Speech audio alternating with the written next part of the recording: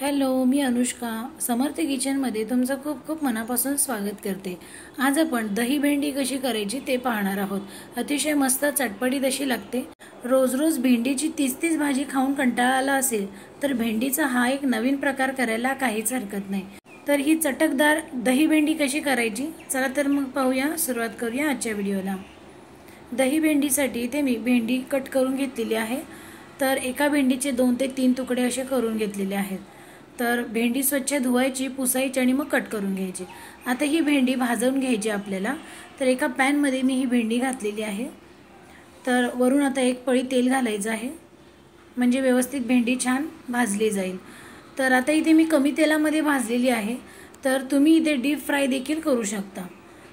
तर इथे मी कमी तेलामध्ये व्यवस्थित अशी भाजून घेणार आहे। तर हे 5 मिनिटं झाकून शिजवून घेते। तोपर्यंत आपण 1 वाटी दही घ्यायचं, त्या दह्यामध्ये सगळे मसाले मिक्स करायचे। तर हा माझा घाटी मसाला म्हणजे चटणी, मीठ आणि हळद हे मिक्स करायचं, व्यवस्थित छान दह्यामध्ये मिक्स करायचं। त्यामुळे काय होतं, दही मसाला किंवा दही भेंडी छान तयार होते।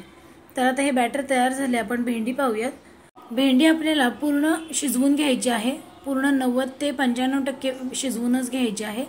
तरी ते अजून थोडीशी मला कच्ची वाटते, त्यामुळे अजून 1-2 मिनिटं शिजवून घेणार।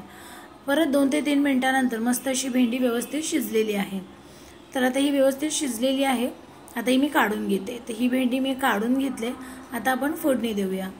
तर तेल घ्यायचं, तेल गरम झालं की यामध्ये जिरं घालायचं, थोडी मोहरी घालायची आहे।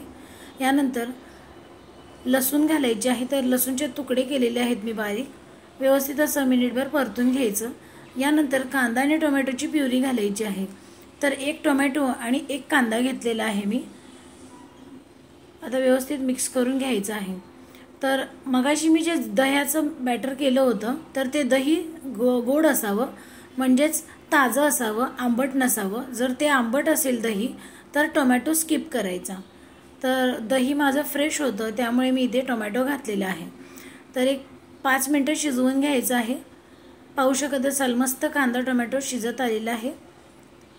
तर आता यामध्ये 1 मिरची घालणार आहे, हिरवी मिरची।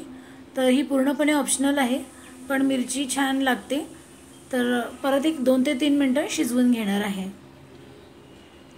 आता परत एक 2 ते 3 मिनिटांनंतर पाहूयात।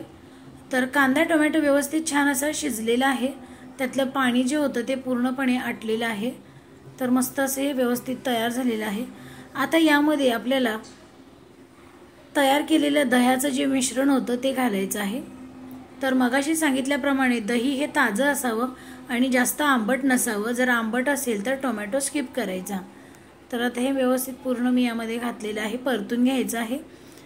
तर ही प्रोसेस करताना हाय फ्लेमवरतीच करायची। आता यामध्ये कसुरी मेथी घालायची आहे। कसुरी मेथीमुळे दही भेंडी खूप छान लागते। तर पुन्हा एक 5 ते 10 मिनिटं छान शिजवून घ्यायचं आहे। तर तुम्ही पाहू शकत असाल व्यवस्थित दही आणि कांदा टोमॅटो छान एकजीव झालेला आहे। आता यामध्ये आपण जी शिजवलेली भेंडी होती तर ती यामध्ये घालायची आहे आणि व्यवस्थित असं परतून घ्यायचं आहे। तर आता मसाला आणि भेंडी छान व्यवस्थित एकजीव झाले पाहिजे, त्यामुळे पुन्हा 2 मिनिटं झाकण लावून शिजवून घ्यायचं आहे। तर इथे मी 2 मिनिटं शिजवून घेतलेलं आहे। तर ही मस्त अशी तयार झालेली आहे दही भेंडी।